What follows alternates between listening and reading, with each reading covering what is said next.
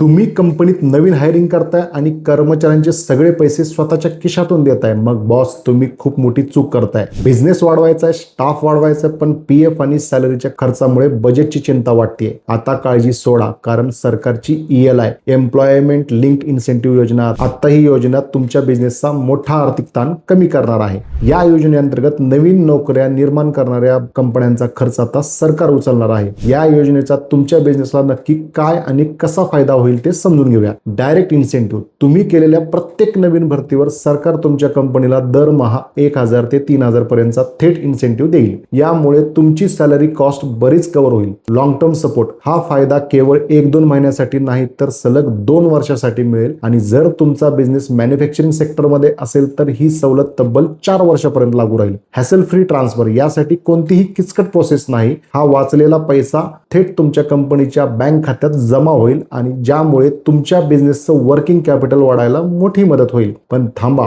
यासाठी 2 सोप्या अटी आहेत. नंबर 1, तुम्ही ज्या नवीन कर्मचाऱ्याला कामाला ठेवताय त्याचा पगार 1 लाखाच्या आत असावा.